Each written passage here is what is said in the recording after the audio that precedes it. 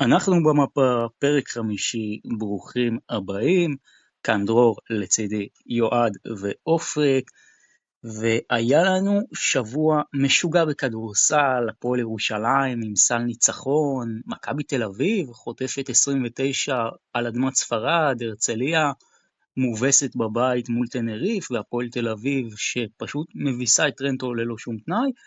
אבל בפרק הזה אנחנו כמובן לא רק נדבר על המשחקים האלה, אנחנו גם נדבר על כלל מחזור היורוליג השישי שהיה, וכמובן נדבר גם על הפועל חיפה והפועל גליל עליון, ועל ההמשך שלהן באירופה, כי גם הן עושות דברים מאוד מאוד יפים בשלב הזה של העונה, בדרך לשלב הבא ביורופ קאפ, וכמובן אנחנו נתכונן גם למשחק של מכבי תל אביב מול ברצלונה, משחק מאוד מאוד חשוב של מכבי תל אביב.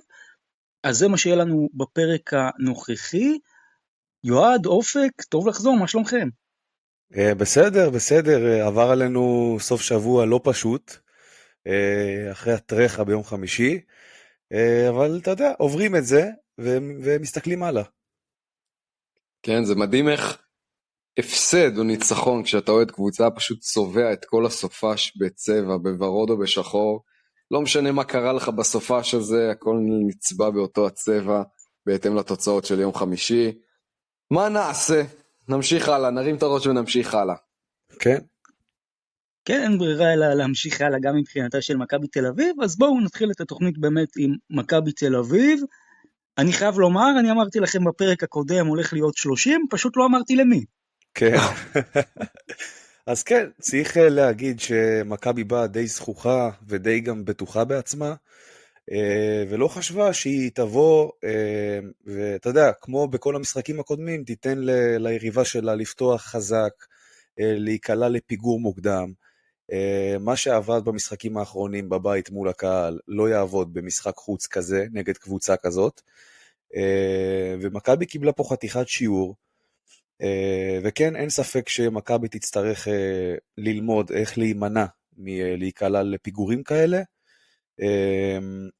ואני חושב שמכבי פשוט באה בגישה של לא משנה מה ואיך נשחק, אנחנו איכשהו נצליח לחזור, יהיה שוב את הרפיון הזה של היריב, שיהיה אפשר למחוק את הפער, אבל במקרה הזה זה פשוט לא קרה, ובסקוניה באה מהדקה הראשונה וחיסלה את מכבי בכל הדרכים שקיימים, אם זה בריבאונד, בהכל, פשוט בהכל, וצריך להגיד שמכבי תצטרך למצוא באמת את הדרך להימנע מהדברים האלה, ולהגיע הרבה יותר נחושים למשחקים מהסוג הזה. תראו, אני חייב לומר לכם כמה דברים על המשחק הזה. קודם כל, תוכנית קודמת, אופק הזכיר את מרקוס האווארד, ואני חייב לומר, מרקוס האווארד במילה אחת, אהבתי. כי זה קלעי בנשמה, מה שנקרא, זה באמת שחקן שאני מודה, לפני כן לא עקבתי אחריו יותר מדי, אני עוקב אחריו רק החל מעונת היורוליג הזאת, ובאמת הוא נתן הצגה מול מכבי. אני בכלל אהבתי את הקטע הזה, שהוא קלע איזה שלשת מומנטום, והתקפה אחרי זה כבר לא התבייש לזרוק מהחצי, אני אוהב דברים כאלה אצל שחקנים, אז זה קודם כל בצד של בסקוניה, אבל מבחינת מכבי תל אביב, אני חייב לומר שלא בהכרח ראינו ביום חמישי משהו שונה מול בסקוניה, כלומר השיטה של מכבי תל אביב נשארה אותה שיטה, היא פותחת את המשחקים חלש, כמובן שזה לא מתוכנן, אבל כן אולי יש פה משהו ששווה רגע שנדבר עליו, כי שוב, גם מול וילרבן וגם מול מונקו, היו פתיחות מאוד חלשות של מכבי תל אביב וגם מול בסקוניה, פשוט מה שהיה שונה זה שהקבר שמכבי חפרה לעצמה במחצית הראשונה, באמת כבר היה כל כך עמוק, שבמקום לעשות מהפך, זה נהפך ל-30 הפרש. עוד נקודה שמבחינתי אני שמתי לב, זה ההגנה של מכבי תל אביב הייתה מאוד לא מתואמת במשחק הזה, בעיקר הגנת החילופים, אבל תשימו לב לדבר הבא, בסקוניה עשתה 28 מ-36 לשתי נקודות, שזה המון, זה 77%, ו-15 מ-33 ל-3, כלומר היא החטיאה בסך הכל 26 זריקות מהשדה. אבל, וזה פשע מבחינת ההגנה של מכבי תל אביב, בסקוניה לקחה 16 כדורים בהתקפה, כדורים חוזרים בהתקפה, זה אומר שסך הכל החטאות מהשדה, ככל הנראה שמכבי תל אביב אחריהם יצא לאיזושהי התקפה של בסקוניה, היו 10 כאלה במשחק שלם, זה שוב, זה דבר שמכבי תל אביב לא יכולה להרשות לעצמה, בוודאי לא במשחקים כאלה, והריבאונד, הגנה של מכבי תל אביב, זה מבחינתי הבייסיק בכלל במשחק כדורסל, ועוד נקודה אחרונה שלי זה וייד בולדווין. אני ראיתי הרבה מאוד בלגן במשחק מול בסקוניה אצלו. אני חושב שבולדווין ביום חמישי מול בסקוניה הציג גרסה שאוהדי מכבי תל אביב פחדו ממנה, כי אנחנו יודעים שיש לו לפעמים את הנטיות האלה לאחוז הרבה בכדור ולכדרר. אני זוכר במשחק מול בסקוניה לפחות פעמיים שהוא תקע את ג'יילן אדמס עם פחות משנייה על השעון, אז פעם זה נגמר בשלשה, פעם לא. אבל וייד בולדווין, בוא נגיד את זה ככה, הראה ביום חמישי את הנקודות הפחות טובות שלו. זה גם נקודה ששמתי לב אליה, ויהיה מעניין לראות איך זה יתקדם. אופק, מה אתה אומר? כמעט כל נתון סטטיסטי שתביאו, בין אם זה ממכבי ובין אם זה מבסקוניה, יראה מה היה לנו במשחק הזה, מהתוצאה עד לסטטיסטיקה הזניחה ביותר. אסיסטים, אחוזים מהשדה, כן, מכבי נכנסה לפאניקה באיזשהו שלב. גם דיברו השחקנים גם אחרי המשחק, שיכול להיות שבאמת, כמו שיועד אמר, הייתה איזו זכיחות מסוימת, איזה ביטחון עצמי טיפה מופרז אחרי הריצה הטובה בהיכל, וקיבלו חתיכת סתירה מצלצלת, ובאיזשהו שלב כשהערת את בסקוניה והם נכנסו לכזה זון, כבר הרכבת עפה קדימה ואתה בכלל לא, מכבי לא הייתה בלופ בכלל, בכמעט שום שלב במשחק. לגבי מרקוס האוורד שבאמת דיברת עליו, כוכב נולד ביורוליג, הוא אמנם עם עבר NBA, אבל הוא יחסית צעיר, בן 23 אם אני לא טועה, ואני חושב שהוא מסוג השחקנים שהולכים להישאר פה לכמה שנים, באמת סטייל שיין לארקין, סקוטי ווילבקין, כל מיני אמריקול. מה באמת? הולך להישאר פה להרבה שנים? כי אני בטוח בוא נראה, מאוד מוקדם אחרי 6 מחזורים להצהיר דבר כזה, אבל אני חושב שהוא כן מהמטריאל הזה, של באמת סקוטי ווילבקין ושיין לארקין, שהם שחקנים אמריקאים מאוד מוכשרים, שלא הצליחו להטביע חותם באמריקה, ובאים לאירופה כדי להוביל קבוצה, אבל עוד פעם, באמת מוקדם לראות, אני לא מספיק מכיר את האופי של השחקן. מדובר בגאנר ברמות הכי גבוהות שיש למשחק להציע כרגע באירופה, שיין לארקין על סטרואידים, ראית, זה באמת, זה זן שחקנים שאין הרבה כמוהו. אני פשוט חייב להגיד שאני הרבה שנים צופה ביורוליג, וראיתי קלעים טובים, כמו ג'ייסי קארול, אנדרו גאודלוק, קלעי בכזאת רמה, אני באמת חושב שעדיין לא ראיתי. אמיתי, אני אומר לך. זה סקורר על חלל, שבאמת, אני חושב שזה רק ההתחלה איתו, ויכול להוביל את בסקוניה בכללי. בסקוניה, יכול להיות שמעט זלזלנו בה, עם דריוס תומפסון, ועם מרקוס האוורד, וגידרייטיס. ואני אמרינקוביץ'. כן, יש להם כישרון ברמות. וזה לא היה איזה פלטה כזאת של תחילת עונה ואוי הכל עבד להם, יש בהם משהו, וגם אנחנו קצת זלזלנו בה, כולנו אמרנו על מכבי שתנצח, וכולנו קיבלנו שיעור על מה בסקוניה מסוגלת. לא הייתי הופך את המשחק הזה לחזות הכל. צריך להגיד שמכבי די שיחקה לידיים של בסקוניה במשחק הזה, זה לא באמת משקף את הפערים בין הקבוצות, ההפרש הזה. ברור, נראה לך שההפרש בין מכבי לבסקוניה הוא 30, ברור שלא. אמרתי לכם, כמעט כל נתון סטטיסטי שתביאו יהיה לרעת מכבי, גם יום מזעזע של מכבי ושל הרבה שחקנים בכירים שלה, לורנזו בראוני הוא מסיים עם 2 אסיסטים, תדעו שאנחנו בבעיה. בולדווין היה רחוק, אין כמעט שחקן שאני יכול לציין לטובה, בטח בצד ההגנתי. יש באמת כמה פרמטרים שדי מדאיגים אותי שאני ראיתי, וכמובן דבר ראשון זה הריבאונד הגנה, שם באמת לדוגמה שחקן כמו אלכס פויטרס, שאתה רואה שיש באמת פער עצום בין אלכס פויטרס של האופנסיב ריבאונד, לאלכס פויטרס של הריבאונד הגנה, כי באמת זה באמת אין דרך אחרת להסביר את זה, זה פשוט הזוי. ריבאונד התקפה, אתה רואה אותו בא, תוקף אותו, לוקח, ריבאונד הגנה, הוא פשוט לא קיים. עכשיו אפשר להגיד שזה שייך לרצון, למיקום, אבל באמת אין דרך אחרת להסביר את זה. לא רק, גם שיטת ההגנת החילופים, הרבה פעמים מביאה מצב שגבוה על גארד, וכשהגארד מעיף ומחטיא, אין הרבה מי שיקח ריבאונד בסוף ההתקפה. נכון. אבל זה כבר הפילוסופיה של ההגנה של קטש. זה גם אני חושב, ההגנה של התאום ההגנתי ברמה הקבוצתית, אני חושב שזה פחות בעיה אצלנו, אני חושב שההגנת האחד על אחד, זה יותר משהו שאנחנו באמת כמעט ולא קיים אצלנו, אולי לפרקים בכמה משחקים בהיכל השנה, כן ראינו את זה במחציות השניות, אבל כרגע זה בהחלט בעיה, וכאן זה לא קשור לכלום, זה פשוט עניין של השחקנים נטו, רצון ומחויבות, ושחקן שעוברים אותו באחד על אחד, צריך להסתכל על עצמו ולהבין מה לא בסדר. מה שגם, אז אני חושב... אין לנו שחקני הגנה רעים, יש לנו שחקני הגנה באחד על אחד טובים מאוד, וזה באמת השאלה שצריכה להישאל, איך משפרים את העניין הזה. יועד, אבל אני רוצה לשאול אותך שאלה אחרת. מה גרם למכבי תל אביב לדעתך להתפרק מול בסקוניה? כי אוקיי, כל הדברים, אני מסכים איתם, גם מה שאופק אמר, גם מה שאתה אמרת, וזה ללא ספק גם מה שאני אמרתי, אבל עדיין 29 הפרש, זה הפרש מאוד גבוה. איך מכבי תל אביב מתפרקת ככה? אז אני אגיד לך מה אני חושב לגבי זה.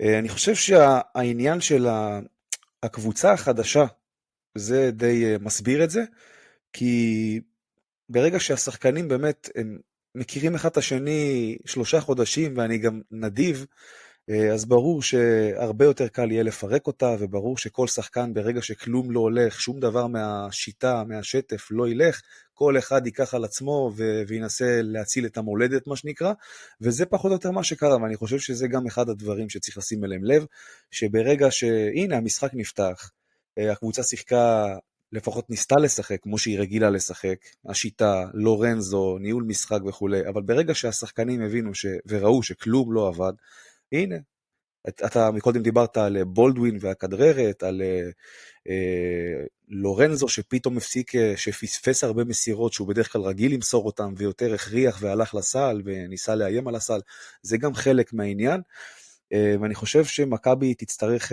ללמוד איך להתגבר על זה, ולהבין איך משחקים אחד עם השני יותר טוב, גם בימים שלא הולך, כי באמת ביום חמישי מה שקרה, זה בדקות הראשונות כבר השחקנים הבינו שהשיטה וכל ההכנה למשחק לא הולך, וכל אחד באמת ניסה להציל את המולדת בעצמו, וזו גם התוצאה של ההתפרקות אני חושב. אז אני רוצה בהמשך למה שיועד אמר לספר איזה אנקדוטה קטנה. אחד מאנשי הפועל ירושלים סיפר לי סיפור על עודד קטש, ואני חושב שהוא משהו שאוהדי מכבי יכולים להבין עם מי יש להם עסק, לטובה ולרעה. בעונה הטובה של קטש בהפועל ירושלים, בעונה 19-20, היה משחק, אם אני לא טועה, נגד ראשון לציון של גודס, אולי תזכור דרור, לא משנה, זה לא העיקר.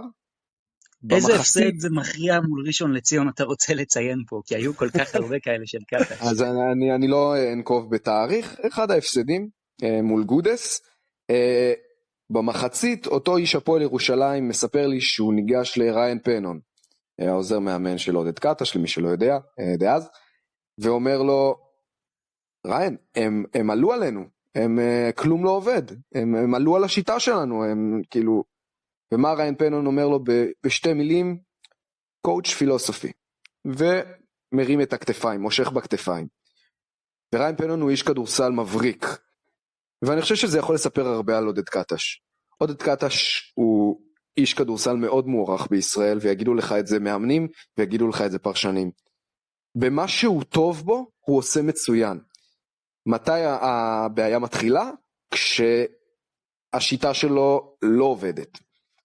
והוא עקשן, והוא מאוד מאוד מאוד מכור אפילו לשיטה ולסגנון שלו, וכשמשהו לא נכנס, שהפאזל לא נכנס לו, הוא מאלה שדופקים חזק על הפאזל עד שייכנס, ולפעמים התוצאות מדברות בעד עצמן. וזה דומה למה שחווינו בבסקוניה, ואולי גם ממה שנחווה בהמשך העונה.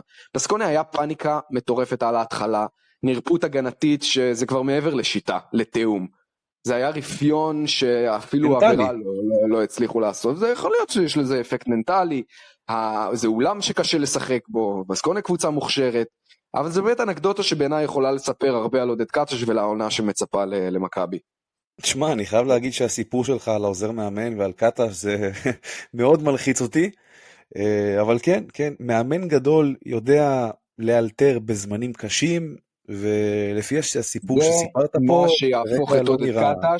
זה מה שיהפוך את עודד קטש ממאמן טוב למאמן שהוא תופס מעצמו, שזה באמת ברמה הגבוהה של אירופה, להיות גמיש יותר עם השיטה שלו ולפתוח קצת את הראש. אני מסכים אז ב-100%. מכבי תנסה להעביר את המשחק הזה כמה שיותר מאחוריה, אבל יום חמישי מול ברצלונה, ברצלונה מגיעה עוד אחרי ניצחון על פנר, מה מכבי תל אביב צריכה לעשות שונה, או יותר נכון הכל, אבל איך מכבי תל אביב, נאמר את זה כך, חוזרת ונוחתת אל הקרקע, ושומרת על מאזן 100% הצלחה בבית? קודם כל היא צריכה לבוא מהדקה הראשונה ולהתחיל לטרוף את המגרש, אין פה שאלה. אם אנחנו ניתן לברצלונה לפתוח פער כמו בשאר המשחקים הקודמים, אני לא בטוח שאנחנו נוכל לחזור. עניין הריבאונד הגנה יהיה חייב להשתפר במשחק הזה. הגנת 1 על 1 כמובן. אני חושב שאנחנו נצטרך במשחק הזה את לורנזו בראון ואת בולדווין בשיאם בשביל לקחת אותו. גם את הגבוהים, גם את אלכס פויטרס, ג'וש ניבו, אנחנו גם נצטרך. אבל גם צריך להגיד שברצלונה, אני עדיין לא יודע איך להתייחס לקבוצה הזאת, כי גם אין את מירוטיץ' עדיין, שזה באמת הטופ סקורר שלהם בשנים האחרונות, ואני חושב שהיתרון של ברצלונה על מכבי, היתרון העיקרי, זה בפנים, יש להם אורך מטורף עם סרטק שנלי, מייק טובי, ואני חושב שבאמת, וגם אם תשימו לב, כל הגבוהים של ברצלונה, אני חושב, אולי חוץ מווסלי, כולם ללא יוצא מן הכלל, קולעים מבחוץ באחוזים גבוהים, ולדעתי זה בהחלט אחד הדברים המשמעותיים ביותר במשחק הזה, וגם את זה אנחנו נצטרך לפתור באיזושהי דרך. מתי פעם אחרונה ברצלונה ניצחה את מכבי תל אביב ביורוליג? עונת 16-17. זה בהיכל. לא, אבל בהיכל, ביורוליג בנובמבר 2019, לפני 3 שנים בדיוק. כן. לא, יש פה גם איזה רצף של מכבי. כן, יש רצף. דרך אגב דו צדדי, כלומר לפני הרצף של מכבי, אני חושב שברצלונה ניצחה בהיכל משהו כמו 7 שנים רצוף, משהו לדעתי, יכול להיות שאני טועה, מהניצחון עם הדנק של וויל ביינו. כן, כן, אני חושב שאתה צודק. אני יכול לספור לך מהראש, כאילו, ניצחונות של ברצלונה בהיכל בעונת 2008-2009, אני חושב, 2011, 2012, 2013 גם. ועכשיו מכבי הפכה את זה. כן, ברצלונה מגיעה, כבר דיברנו על ברצלונה גם בפרק הקודם, ולמרות הניצחון שאפשר לזקוף לזכותה על פנרבחצ'ה, שנכון לכרגע הקבוצה הטובה באירופה, היא עדיין לא ברצלונה המושלמת, המפחידה וחסרת הפגמים שהיא יכולה להיות. דיברנו על המחסור שלה בסקורר, ולפרוביטולה נהדר, הוא בכושר מצוין, גם נגד פנרבחצ'ה היה נהדר, אבל כשהוא הטופ סקורר שלך, זה מעיד משהו על האיכות, קצת דלים, זהו, מכבי באמת... אני חייב להוסיף משהו על הפרוביטולה, זה פשוט מדהים השינוי שהשחקן הזה עבר. אני זוכר אותו בריאל מדריד, ובתקופה אפילו קצת לפני ריאל מדריד, העקב אכילס שלו היה הקליעה. זאת אומרת, הבן אדם היה יכול לעשות הכל חוץ מקליעה, היה מוסר נהדר, ועכשיו בברצלונה אתה רואה שהוא משחק כשוטינגארד, הוא קולע באחוזים מטורפים, הוא משחק הרבה אוף דה בול, יוצא על חסימות, השחקן הזה פשוט עשה שינוי של 180 מעלות, אין מילה אחרת בעניין הזה.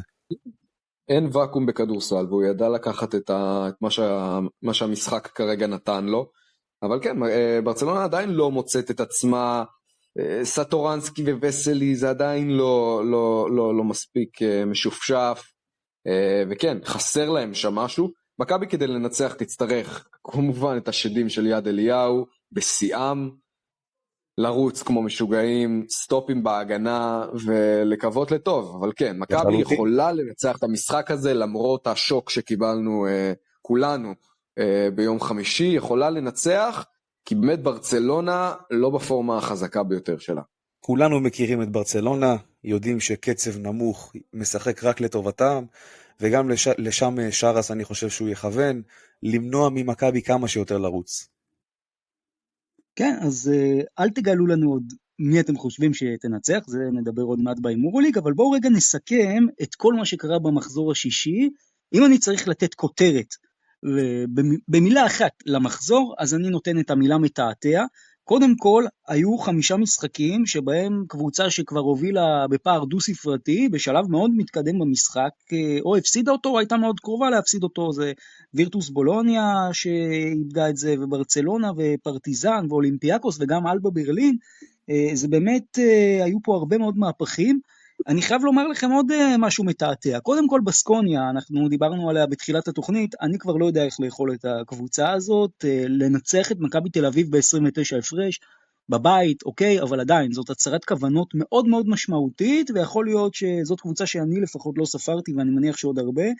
אנחנו משבוע לשבוע ככה מכניסים אותה, ובצדק. גם ולנסיה, אני יחסית לא ציפיתי שננצח ביוון, מה שנקרא ירדימה את היוונים, טוב, טוב, טוב, ומי אם לא, האקס של מכבי, קריס ג'ונס, בסוף במשחק גדול.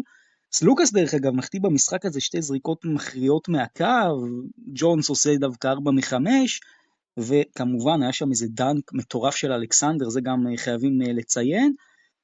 עוד נקודה ככה, אם אני כבר לא עובר למתעתע, אלא יותר לכיוון המאכזב, אז מה קורה לאנדולו 0 ולבולוניה, אני שואל? כי אנדולו 0 ובולוניה, היום במאזן 4-2 שלילי, נראות רע מאוד. אנדולו לדעתי חייבת את לארקין SOS, כי פשוט הקבוצה הזאת מתפרקת בלעדיו. זה רק מיצ'יץ' וקלייבורן, אטמן מוחק את כל הקבוצה, אני לא מבין למה הם בהם מקבל 25 דקות במשחק יורוליג, אבל זה ממש לא ברור לי מה קורה שם, ובבולוניה, תשמעו, שוב, זה מבחינתי אמרתי לכם, היה הסוס השחור שלי, שאני מסתכל על הסגל, אקט, מיקי, שנגליה, ווימס, כולם, פשוט לא הופיעו מול וילרבן. עכשיו, לא תגידו מול ריאל מדריד, כן? מול וילרבן, משהו רק קורה שם בבולוניה, ועוד ככה 2-3 נקודות אחרונות שלי, קודם כל מונקו, צריך שוב לציין, ציינו אותם גם שבוע שעבר, נוגעת בפסגה,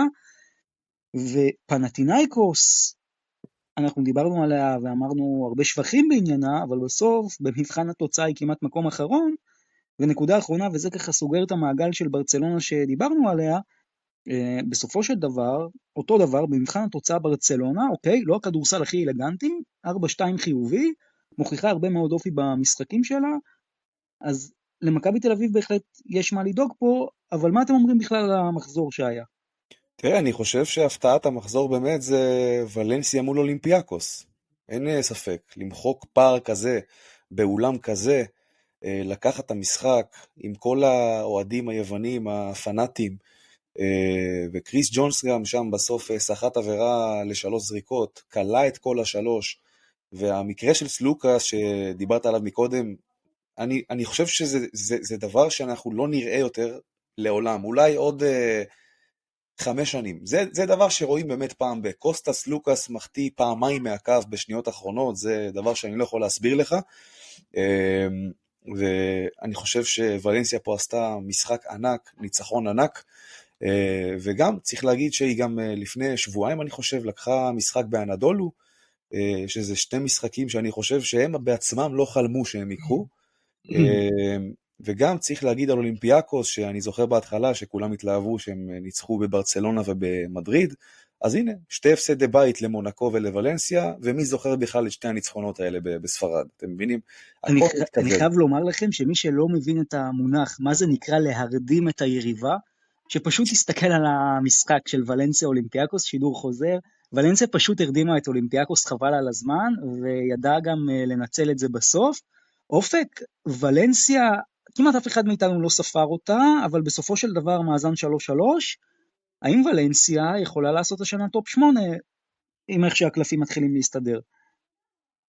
אז כמובן שהיא מפתיעה את כולנו, אבל אני באמת חושב שאנחנו כל מחזור נבין שהליגה הזאת היא משהו שאי אפשר לצפות. אנחנו עוד מעט נדבר על האימורוליג המשפיל שקיבלנו, אבל זה לא בגלל שאנחנו אוהדי כדורסל לא טובים, או לא מבינים כלום מהחיים שלנו, ובגלל זה אנחנו במאזן כל כך גרוע באימורים שלנו. זה בגלל שהליגה הזאת, וזה מתקשר לי גם לאוהדי מכבי, צריכים להבין, זאת ליגה מטורפת. כולם מנצחים את כולם, הקבוצה הכי טובה מקבלת 20 הפרש, קבוצה שלא חשבת ולא ספרת מנצחת את הגדולות במגרשים קשים. זה ליגה באמת, שאי אפשר לצפות מה יקרה בכל משחק נתון. וקבוצה כמו ולנסיה, שכן, לא ספרנו אותה, הגיעה מהיורו-קאפ, לא עשתה איזה החתמות יותר מדי רועשות, מפה לשם, ב-3-3, עם ניצחון אדיר בשלום והאחווה,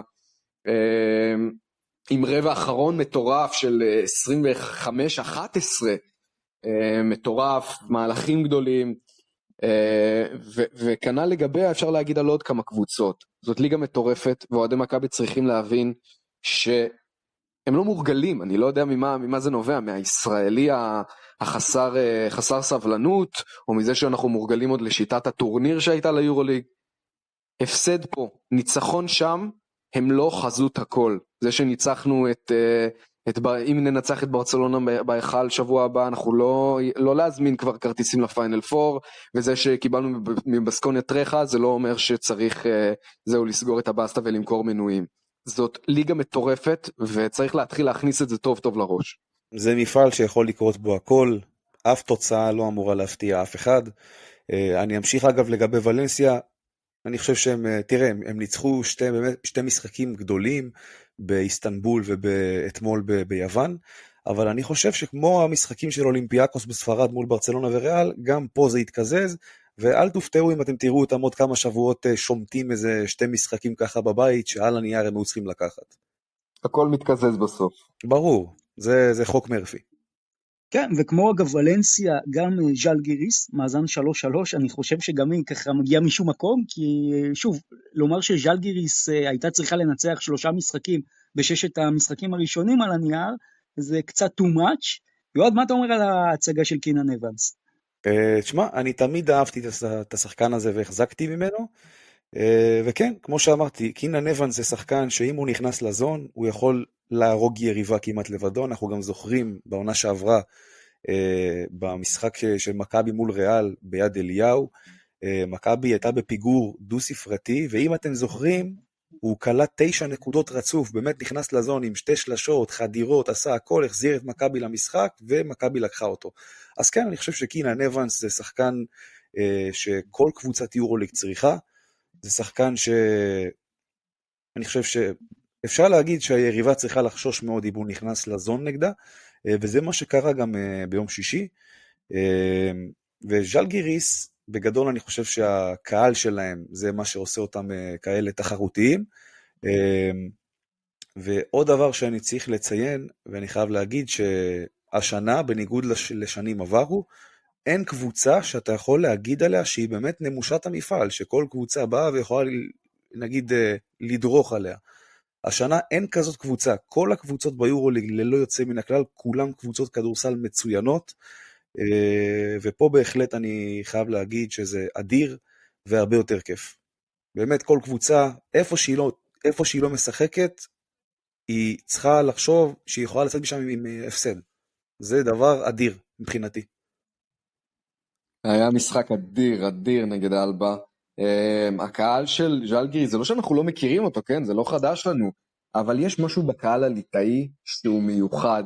אני זוכר מהיורו בסקט שהיה בארץ ב-2017, הם צבעונים והם רועשים, והם לא באמת האולטרס, כלומר זה לא הסגנון אוהדים של פרטיזן או של הכוכב, שזה באמת הפנאטים האולטרסיות, אלא זה כל אחד פשוט אוהבי כדורסל, מבינים בכדורסל, באמת, כל כך כיף לראות אותם. הייתה הצגה ביציעים והצגה למגרש במחצית השנייה בקובנה. עוד פעם, בעיניי זה היה צפוי, ברגע שראיתי שקינן אבנס הוריד את הרסטות, אני כבר קדיש עלל בברלין, אנחנו אוהדי מכבי יודעים מה זה אומר קינן אבנס עם אפרו. כן, אגב, צריך להגיד שז'לגיריס בכל הרבע הרביעי קלה 8 שלשות, זה פשוט מטורף. כן, בליץ מטורף שלהם במחצית השנייה, עם רבע האחרון בכלל הצגה. אתגר הסולנובס שם, כל מה שהוא זרק נכנס, כל מטאטי ירה, באמת הזוי. כן, אז היו הרבה שחקנים שאפשר לסמן, ועם הקהל וזה לא השאירו לאלבה הרבה סיכוי. יש לכם עוד נקודה על המחזור לפני האימור אוליד? על וירטוס אני חייב להגיד שאני די צפיתי את זה שהם לא יהיו מה שציפו מהם להיות. אני חושב שהסגל שלהם אני לא אגיד ברובו, אבל הוא די שבע ומבוגר על מילו, שאני זוכר שאני דיברתי עוד בתוכנית הראשונה או השנייה, שזה לא אותו מילו שכולם מכירים, והוא יהיה הרבה פחות טוב ממה שהוא היה. גם דניאל אקט, אני לא רואה משהו יוצא דופן ממנו כרגע. גם בלינלי כמובן, לא צריך אבל להגיד. יועד, מילוש כן. לא הבעיה. במשחק האחרון ראינו, זה האקט, זה שנגליה, איפה השחקנים האלה היו? ווימס, מה נסגר? כן, אז כמו שאמרתי, זה שחקנים שהם די שבעים, הם לא כל כך רעבים, זה שחקנים שכבר עשו משהו בקריירה, ואני חושב שזה אחת הסיבות ככה שווירטוס די מגמגמת. אגב, וירטוס רק שבוע שעבר ניצחה את מדריד בספרד, והנה גם המשחק ביום שישי האחרון מול וילרבן, גם זה אפשר להגיד שיטת הקיזוז. אז באמת לפני שעוברים לאימורו ליג, ציינתם את הנדולו 0, אבל בואו נציין את ביירן מינכן, כפיים לטרינקיירי על ניצחון ראשון לעונה. יאללה, סוף סוף. ואין מתוק מזה מול אלופת היורוליג, גם אם יש לנו יותר על מה לדבר על החולשה של הנדולו, מאשר על האיכויות של ביירן מינכן, וגם על אחד המשחקים אולי הכי גדולים שהיו לנו במחזור הנוכחי, של ריאל מדריד נגד מילאנו, לא אמרתם מילה. כן, אבל היה לי ברור שריאל תיקח את המשחק הזה, ומילאנו כרגע באמת נראית קבוצה שיש לה עוד הרבה לעבוד בשביל להתחבר, וכרגע העסק שם לא דופק בכלל, וזה נראה כרגע לא טוב. אני רק אומר שבעניין של מילאנו אני כרגע שומר על זכות השתיקה, כי פשוט אין לי מושג לאן זה הולך, יש שם כל כך הרבה דברים חיוביים ושליליים, אני עוד לא יודע איך לאכול את מילאנו של השנה. אפשר להגיד את זה על חצי קבוצות מהיורוליג, אני לא יודע, מה זה הליגה הזאת? מה זה? ליגה מטורפת. דרך אגב, לגבי הנדולו, מאזן גרוע מאוד, וצריך להגיד שהם לפני לוז משחקים קשה מאוד. לאנדולו יש משחק במדריד בחוץ, אחרי זה מול ברצלונה בבית, מילאנו בחוץ, וירטוס בחוץ, אולימפיאקוס בבית, זה בקלות יכול להידרדר למחוזות שהם לא חלמו בכלל שזה יגיע אליהם. כן, 5 משחקים טירוף. אני חושב שזה בדיוק הטיימינג לעבור לאימורו ליג, כי המשחק הראשון במחזור הבא זה מילאנו, שמערכת את וירטוס בולוניה בדרבי איטלקי, שהרבה זמן לא היה, אז אנחנו ככה נתחיל את האימורו ליג. אז מילאנו וירטוס בולוניה, זה משחק שקורה ביום רביעי, יש לכם מושג למה? האמת שלא, לא ברור לי, למה? זה משחק בכל מקרה שקורה ביום רביעי, מה הולך לקרות בדרבי האיטלקי, שמזמן לא היה לנו ביורו ליג דרבי איטלקי? תראה, בשנים האחרונות מילאנו רגילה לקבל בראש מווירטוס, אני גם במקרה הזה אלך עם וירטוס. אני אלך עם הקבוצה הביתית הפעם, מילאנו לא הייתה נראית רע נגד ריאל מדריד, ברוב המשחק דווקא היא הייתה שם, ואני מניח שבבית היא תנצח את וירטוס שהיא בעייתית כרגע. שברון שילץ ישחק? לא, הוא יעדר למשהו כמו עוד 7 שבועות יש לו. אוקיי, אז אני הולך עם וירטוס בולוניה, היא גם ככה עושה תוצאות משוגעות, ושהיא לא צריכה לנצח עם נצחת, ושהיא לא צריכה להפסיד עם מפסידה, אז אני הולך עם וירטוס בולוניה, שתיקח את המשחק ותעשה למסינה הרבה מאוד כאב ראש. אחרי זה יש לנו ביום חמישי את פנרבחצ'ה, שמערכת את הכוכב האדום. שוב, אם היינו פה בתחילת העונה הייתי אומר פנרבחצ'ה 30 הפרש, אבל אני כבר למדתי מהמחזור האחרון ששום דבר לא בטוח. אני עדיין הולך עם פנרבחצ'ה, כי בכל זאת, קבוצה צמרת ביורוליג מול אחת הקבוצות הכי חלשות, אז אני נותן את הקרדיט לפנר. מה איתכם? אני גם אלך עם פנרבחצ'ה, לא בחירה קשה במיוחד. אמרנו שאין נמושות ביורוליג, בוא נגיד שהכוכב האדום הכי קרובה לטייטל הזה, בינתיים, ופנרבחצ'ה בדיוק בצד השני, אז פנרבחצ'ה. כן, אני גם אלך מן הסתם עם פנרבחצ'ה, ובאמת שאין מה להוסיף, פנרבחצ'ה כרגע מסתמנת כקבוצה בין האיכותיות אולי הכי איכותית ביורוליג, ואני מניח שהיא לא הולכת להסתבך פה. והמשחק השלישי זה בעצם שחזור גמר היורוליג, ריאל מדריד מערכת את אנדולו 0, לדעתי זה משחק החזרה של אנדולו. אני הולך עם ריאל מדריד, היא תיקח בבית, וארגין את אמן נצטרך באמת להמשיך לדאוג גם אחרי השבוע הזה.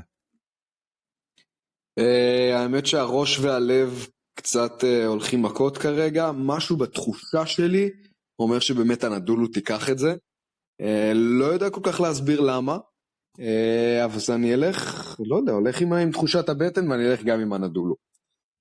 יפה, אז יש לנו גם דרבי גרמני, בנוסף לדרבי איטלקי שיש לנו, אלבה ברלין, מארחת את ביירן מינכן, איך זה הולך להיגמר? אני חושב שזה אותו סיפור כמו וירטוס מול מילאנו. בשנים האחרונות אלבה ברלין בזירה הגרמנית לפחות די נותנת בראש לביירן. אני חושב שאלבה ברלין תיקח את המשחק הזה, היא נראית יותר טוב, מגובשת הרבה יותר, והיא כן, היא הולכת לקחת את המשחק. כן, גם אני אלך עם אלבה, שגם למרות ההפסד מול ז'לגיריס, הייתה לה מחצית ראשונה טובה, והיא קבוצה טובה, ובבית היא אמורה לנצח את ביירן מינכן. ואני מסכים איתכם, גם אני הולך עם אלבה ברלין ועם תמיר בלאט, שדרך אגב זה הזמן לציין שאם אני לא טועה, הוא השחקן שקולע הכי הרבה שלשות בממוצע למשחק ביורוליג, שזה מטורף. לא הכי הרבה, אחד מרקוס אאווארד לפניו ראשון. אחד, אוקיי, אבל עדיין הוא שם בצמרת, אז אני עדיין עם אלבה ברלין, ויש לנו כמובן גם משחק של אולימפיאקוס, שמארחת את ז'ליקו אוברדוביץ' ופרטיזן בלגרד. אני כן הולך פה עם הקבוצה הביתית עם אולימפיאקוס, עוד הפסד זה כבר נראה לי too much, מה אתם אומרים? אני בהחלט לא יודע על מי לאמר כאן, אבל אני חייב, אז אני אאמר על הקבוצה הביתית, אחרי שתי הפסדים בבית, לא מחויבים למציאות, וגם פרטיזן אני חושב שהיא קבוצה טובה, אגב צריך להגיד שהם איבדו את דנטה אקסום לשבועות הקרובים, ויהיה להם הרבה יותר קשה לנצח. כן, אני גם אלך עם אולימפיאקוס, שפשוט לא יכולה להרשות לעצמה הפסד שלישי רצוף בבית. אני רוצה להאמין שהם יבואו להתאבד על המשחק הזה, ואני גם אלך עם היוונים. אוקיי, אז זה לגבי זה, ויש לנו את מכבי תל אביב שמארחת את ברצלונה, המשחק כמובן שדיברנו עליו. לא יודע למה, קודם כל, אני מחכה לקריאות הפאק יומי רוטיץ', אבל אני חושב שמכבי תנצח. אני חושב שמכבי תנצח, חברים. אני איתך. דרך אגב, אין פאק יומי רוטיץ', אבל יש פאק יו וסלי. וואו, אבל איזה טעם שניהם היו על המגרש, זה היה קונצרט לא נורמלי. חבל שלא. כן, אני אלך עם מכבי גם, אני חושב שזה ההפסד המסורתי של שרס בשנים האחרונות, ואני חושב שהסטטוס קוו יישמר. וואי, הפתעתם אותי, אני חייב להגיד, בטח אחרי מאורעות יום חמישי. טוב, אני אהיה חייב להזדן ואני אלך עם ברצלונה, למרות שאני נדיר שאני מאמר נגד מכבי. טוב, אז יש לנו עוד משחקים נוספים של וילרבן מול ז'לגיריס. זה המשחק שסוגר בעצם את יום חמישי, אני עם וילרבן. אני גם עם וילרבן. אני אלך עם ז'לגיריס. למרות שזה משחק חוץ, אני ממשיך איתם. בדרך כלל אחרי קאמבק כמו שז'לגיריס נתנה, יש איזושהי ירידת מתח כזה, ואני חושב, גם זה משחק חוץ, אתה מבין, ווילרבן כרגע במומנטום מצוין. יפה, אז זה בעצם המשחקים של יום חמישי, יש לנו עוד שני משחקים בלבד. ביום שישי, אחד, פנתינייקוס מארחת את בסקוניה. וואו, אני לא יודע מה לאמר פה. אני הולך עם בסקוניה, אתם יודעים מה? אני ככה הולך עם הטראפיק, פנתינייקוס גם ככה בסוג של משבר, למרות שאני לא אופתע אם פנתינייקוס תנצח, אבל אני עם בסקוניה. אני גם לא אופתע אם פנתינייקוס תיקח את המשחק, אבל אני גם אלך עם בסקוניה שנמצאת במומנטום מטורף, וכרגע בסקוניה, הכדורסל שהם משחקים, אני חושב שאין הרבה קבוצות כרגע שמבחינה הגנתית יכולים להתמודד איתם, בטח לא פנתינייקוס שכרגע נראית לא טוב. וואו, אני לא יודע, יש יותר מדי מחשבות שלוקחות אותי לכל כיוון. אני אלך עם פנתינייקוס, אני אפתיע, אני אלך עם הקבוצה הביתית. משהו מרגיש לי שבסקוניה היא לא קבוצה מספיק יציבה, היא קבוצה שביום נתון אתה לא יודע איזה בסקוניה תפגוש, ופנתינייקוס חייבת ניצחון כמו אוויר לנשימה, אז אני אלך איתם. והמשחק שסוגר את המחזור, ולנסיה מארחת את מונקו. שוב, משחק שהכותרת שלו היא שהולך להיות משהו לא צפוי, אני הולך עם מונקו פה, לדעתי תמשיך ותישאר בצמרת. אני מונקו. איתך, אני גם איתך הולך עם מונקו, ולנסיה אחרי 2 ניצחונות שהם לא האמינו שהם ייקחו, וכאן אני חושב שזה ייחתם. מונקו תיקח את המשחק הזה ותעצור את כל ההיי שוולנסיה נמצאת בו. כן, גם אני מונקו. אוקיי, אז זה היה ההימור ליג שלנו למחזור השביעי, וגם אתם מוזמנים להצטרף אלינו כמובן בתגובות, בפייסבוק, בטוויטר, איפה שאתם רוצים עם ההימורים שלכם. ועכשיו במעבר חד, הפועל ירושלים, ליגת האלופות של פיבה. אוקיי, אז הפועל ירושלים יום רביעי האחרון בעצם יוצאת למשחק חוץ בדנמרק, כשאנחנו ככה אמרנו שהפועל ירושלים חייבת לנצח, אבל איכשהו הפועל ירושלים כמעט גם את המשחק הזה הצליחה להפסיד.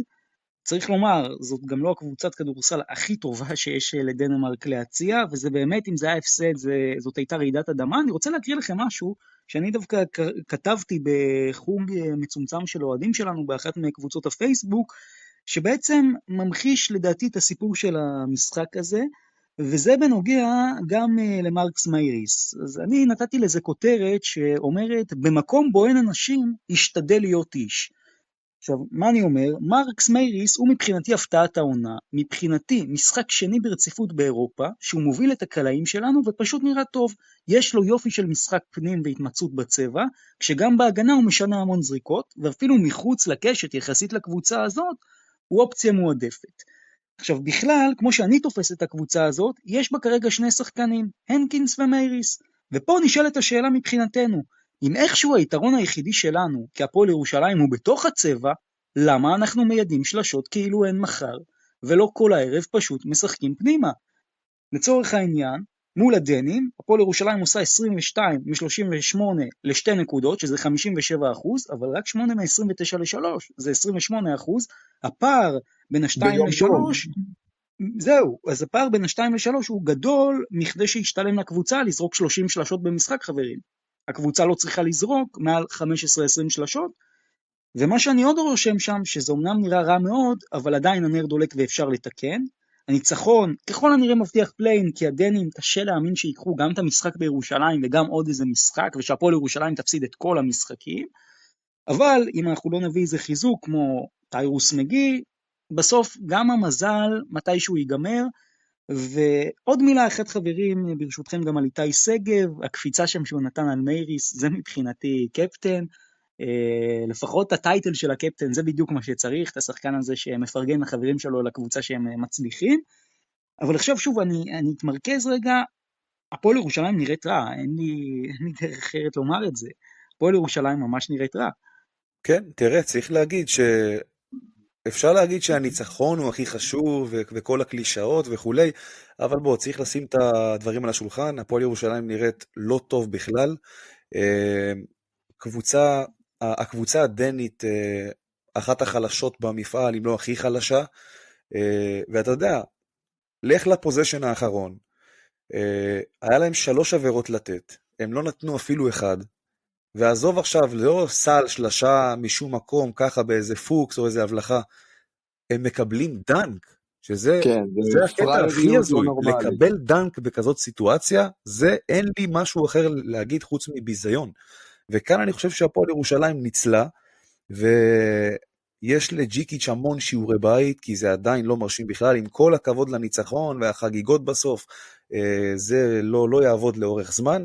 כל קבוצה אחרת משתמשת בחוכמה בכל העבירות האלה, משאירה להפועל ירושלים איזה 1.5-2 להבליח איזה זריקה קשה, הזריקה המוחטאת הולכת החוצה, ונגמר המשחק. אבל הם לא השתמשו בפאול, קיבלו דנק ונענשו, באבו הנענשו, ופה המזל שיחק עם ירושלים, והפועל ירושלים באמת יצטרך למצוא את הדרך לשחק הרבה יותר טוב, ולהיראות הרבה יותר טוב, ובואו נראה איך זה יהיה בהמשך. אני הולך לספר לכם נתון, אתם לא הולכים להאמין לי, אתם תפלו מהכיסא. הפועל ירושלים עם 3 ניצחונות רצופים. אני יודע שאתם בהלם, אני יודע שזה לא תואם את האווירה, אבל זה המצב, 3 ניצחונות רצופים. מאזן של 2-1. אבל אתה יודע מה אופק? אני חייב לומר לך, אני לא נצל מהכיסא. לא, אני מה חייב זה? להסביר משהו, אני לא נופל מהכיסא, כי אם אתם מסתכלים על הפועל ירושלים, זה ממחיש את פיבה, אולי גם את זה שהמפעל נחלש. במקרה של הפועל ירושלים זה באמת מקרה של יותר מזל משכל, הרי מה המצב של הפועל ירושלים? גם אם היא לא תסיים במקום הראשון, הסיכוי שלה כרגע הוא לסיים במקום הרביעי הוא אפסי, כי בקנבירס היא באמת קבוצה מהחלשות שאירופה יודעת ב-level הזה, גם אם אני משלב את היורו-קאפ במבחן של הקבוצות החלשות, באמת בקנבירס זאת אחת הקבוצות החלשות שאי פעם התמודדה במפעל בסדר גודל כזה. אז ברור שהפועל ירושלים די עם תעודת ביטוח, אלא אם כן יקרה משהו ממש חריג, לא לסיים מקום 4. ואז היא מסיימת כנראה 2-3, אם היא לא מנצחת את לודוויסבורג וגאלה, אז אוקיי, אבל גם לסיים 2-3 במקרה של הפועל ירושלים זה ממש לא רע, כי בבית המקביל, בבית שהפועל ירושלים מצטלבת אליו, אז יש את מנרסה, שהיא שם די מקובעת במקום הראשון, ומביסה לימין ועד שמאל את כל היריבות, ושלושת הקבוצות האחרות זה בנפיקה ליסבון, ויאף ריגה, ולימוז' שנראית מזעזע, אז בסוף גם את הפליין כנראה הפועל ירושלים תעבור, גם אם היא תישאר ברמה הזאת. השאלה האופק, מה קורה בגביע המדינה, מה יקרה בסופו של דבר בליגה, וגם כן בליגת האלופות, האם הפועל ירושלים רוצה להגיע למצב של שלב בתים שני, שהולכת להתבזות בו 0-6. כן, אז אני ציינתי בציניות כמובן את מה שאמרתי, כי זה באמת ממחיש גם את מה שבהכרח, אמנם במבחן התוצאה 3 ניצחונות רצופים, אבל הדרך היא איומה. היה משחק ברמה מאוד נמוכה נגד בקנבירס, והרבה באמת, כמו שאמרתם, מזל להפועל ירושלים, כי אם לא פרייריות באמת בלתי נגמרת של הדנים, שבאמת, כמה לא ממושמעים אתם יכולים להיות שיש לכם 3 עבירות לחטוף כזה סל. היה נראה אחרת לגמרי, בטח עם הפוזיישן האחרון שהיה לדנים, שמייריס פישל שם בהגנה, הייתם מדברים גם עליו אחרת. הפועל ירושלים קיבלה מתנה מאלת המזל במידה מסוימת, ובוא נראה איך היא ממנפת את זה מפה באירופה. כמו שאמרת, סביר להניח שהיא כן תתקדם באירופה. לגבי הליגה שלנו, יש להם סגל ישראלי בעייתי. עוד לא דיברנו על הזרים בכלל, שהם לא מאירים פנים מדי, אבל גם בסגל הישראלי יש בעיות. עכשיו עם הפציעה של עוז בלייזר, שאני לא יודע בדיוק מתי הוא חוזר, אבל איתי סגב וקורנליוס ודוברת, שאומנם יכול לעשות את עוד קפיצת מדרגה, אבל לא בטוח שזה מספיק להתמודד עם הרביעייה הגדולה שיש לליגה הישראלית להציע. דיברת על איתי סגב ועל המנהיגות שלו, חייב להגיד לכם בנימה אישית, למרות שהוא כזה בוגר מכבי תל אביב, והיה גם קפטן של מכבי תל אביב, איתי סגב הוא אנטי כדורסל ברמה שקשה לראות. אני חושב שמדובר באחד השחקנים הכי פחות מוכשרים שהגיעו לקליבר שהם נמצאים בו היום, שזה לפעמים בלתי ניתן לצפייה. אז נכון, יש לו את היתרונות שאין להרבה שחקנים ישראלים, שזה האתלטיות ומוטת הידיים והגובה ויכולת הריבאונד ולפעמים גם ההגנה, אבל בכל מה שקשור בלשים את הכדור בסל, זה קשה לצפייה, זה מעבר לנגר, זה וואו. כן, צריך להגיד, אתם זוכרים את איתי סגב בעונת 15-16 במכבי, שכולם דיברו עליו כשחקן, כסנטר העתיד של נבחרת ישראל, זה באמת צריך להגיד אני זוכר עוד לפני יועד דיברו עליו באמת, כישראלי השני ב-NBA אחרי עומרי כספי, זה באמת היה משהו. נכון? לא יאמן. אוקיי, אז זה ככה סיכום שלנו לגבי הפועל ירושלים. בואו נעבור לקבוצה הבאה ששיחקה, בני הרצליה, חוטפת מתנריף. מה זה חוטפת? תנריף פשוט באה לחופשה בהרצליה ולסוג של משחק אימון כנראה, והוכיחה גם לכולנו שהיא קבוצה שהולכת ומתכוונת ללכת עד הסוף. איך הרצליה הולכת להתאושש מזה? תראה, אני די צפיתי את זה. הם קיבלו חתיכת רחה, וצריך להגיד כמובן שזה לא אותו לבל של הקבוצות, תנריף בכמה רמות טובה מהרצליה, וגם אני חושב שהרצליה הייתה צריכה להגיד לעצמה, וגם זה מה שהיא אמרה לעצמה, שאם הם יוציאו משהו מהמשחק הזה, זה יהיה הישג ענק ומטורף, אבל כן, המשחקים שהרצליה צריכה להתמקד בהם, כמו שאמרנו, זה פרישטרי, זה ריטס וילנה, ושם הם התמקדו אני מאמין, וטנריף באמת, אני חושב שזאת קבוצה שמשחקת כדורסל פשוט מדהים, כל שחקן שם יודע איפה לעמוד, מתי, איך לעזור בהגנה, איפה לעמוד בהתקפה, הכדור שם לא מפסיק לזוז, התנועה ללא כדור של השחקנים שם לא פוסקת, זה פשוט קבוצה מצוינת. כן, הקבוצה כנראה הכי טובה עדיין במפעל. כן, אז גם אם צפינו שבני הרצליה לא באמת יש לה צ'אנס מול טנריף, לחטוף כמעט 40 הפרש זה לא דבר של מה בכך. כן, שטפו את המגרש בצורה אבסולוטית, כל נתון סטטיסטי הולך לטנריף ב4%, כמעט 30 אסיסטים, מססו סלין הנהדר עם משחק מצוין בשרמדיני, גם אחד הסנטרים הטובים במפעל. באמת הרצליה צריכה להתרכז באיך היא...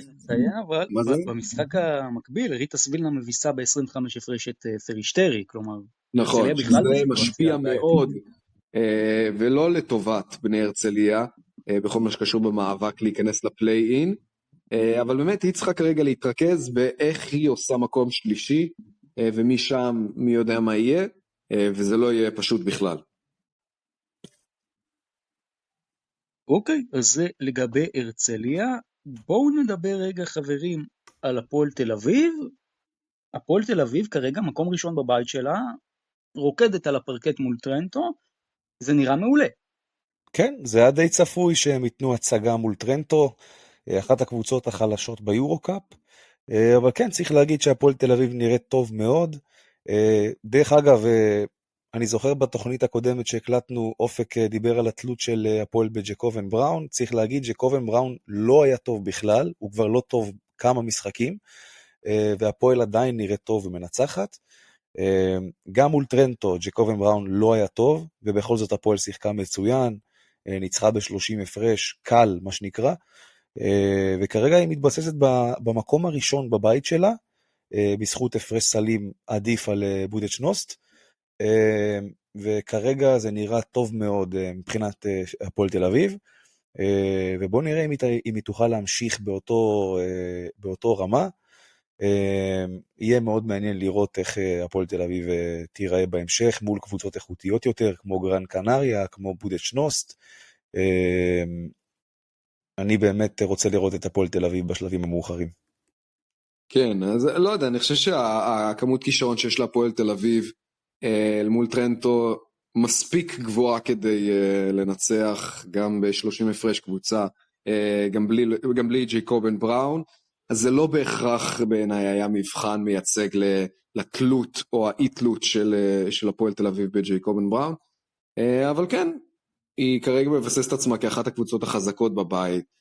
אוהדי הפועל תל אביב כבר מפנטזים, זה באמת, זה הדיבור העיקרי בפיד שלהם, הם כבר מדמיינים את עצמם, ממלאים את מנורה בשנה הבאה במשחק יורוליג, אבל אני חושב שבאמת המבחן העיקרי שיהיה לה, אני חושב שהמשחק הקרוב ביותר של הפועל, אם אני לא טועה, זה נגד גרן קנריה, בחוץ. עוד שבועיים לדעתי, אם אני לא טועה, או קצת יותר, וזה יהיה חתיכת מבחן, כי גרן קנריה היא אחת מהקבוצות הטובות ביותר, מג'יי סלוטר הנהדר, והבלתי נגמר, ושם הם יוכלו להתחיל יותר להבין איפה הם עומדים ביחס לקבוצות, כי מול טרנטו בבית זה לא באמת מבחן משקף. טרנטו המקום האחרון בבית הזה, אין ספק שזה לא המדד, אבל אני חייב לומר לכם משהו, הפועל תל אביב, לדעתי בעונה הזאת, צריכה להבין ולהתחיל להפנים שיש לה הזדמנות שככל הנראה גם לא הולכת לחזור. היורוקאפ השנה הוא יחסית חלש, בעצם כל העניין הזה שיש כבר כמה שנים עם הפיצול של היורוליג ופיבה, כן, וכל הסכסוך הזה מאוד מאוד החליש את המפעלים המשניים. הפועל תל אביב השנה לדעתי נמצאת בסיטואציה שהיא לא יכולה לבוא ולרצות, אני יודע מה, לעשות רבע גמר, חצי גמר. לא, לא, לא, לא, לא. הפועל תל אביב צריכה להבין שהיא השנה בסיטואציה שבאמת יש לה את האופציה ללכת עד הסוף.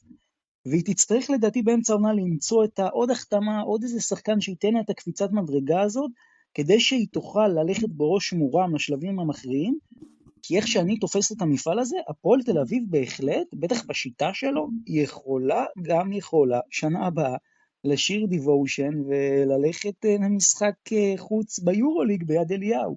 אלוהים לחלוטין, ישמור. לחלוטין אני מסכים איתך, לחלוטין. אני חושב שהפועל תל אביב יכולה וצריכה גם להגיע לשלב שמינית הגמר. תשמע, היא תעשה את זה, אין ספק.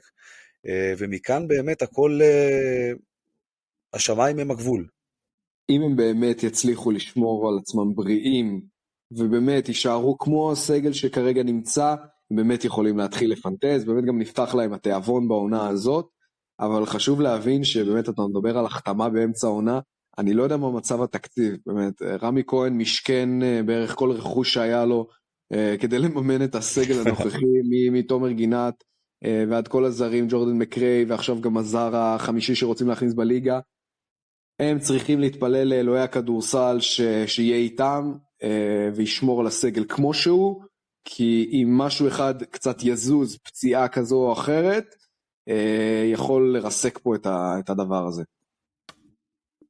טוב, אז זה לגבי הפועל תל אביב, ועכשיו בעצם אנחנו נעבור לשתי הנציגות הישראליות שלנו בעצם במפעלים של ליגת האלופות, לא של ליגת האלופות, אלא של היורופקאפ, המפעל המשני של ליגת האלופות, גם הפועל חיפה וגם בסופו של דבר הפועל גליל עליון, שתיהן כרגע נראות מעולה.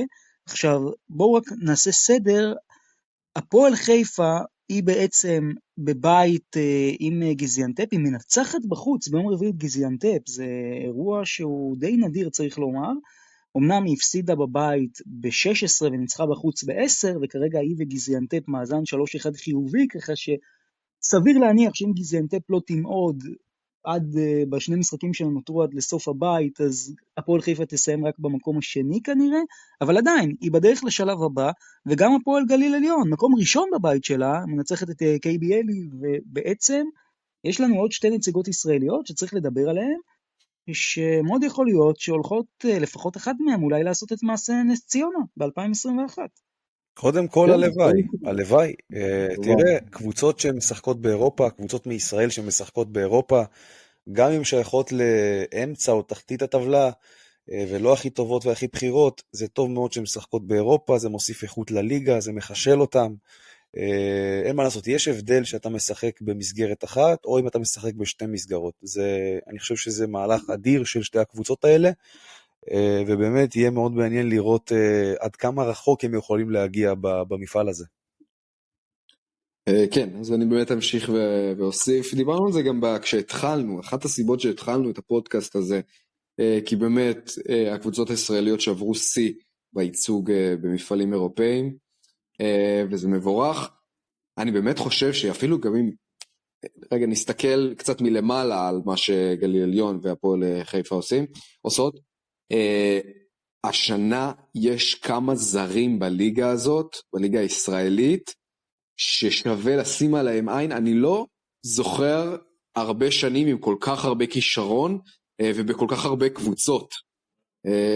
גם אנטוני איקי שבאמת בהפועל, אבל עוד שחקנים, גם בנס ציונה יש להם שם שלישייה, טירוף, ובאמת המון קבוצות שהביאו המון שחקנים, שלא להתפלא אם נראה אותם ברמות הגבוהות של אירופה, ושבאמת הליגה שלנו היא תחנת ביניים, וזה כיף, זה ממש כיף לראות.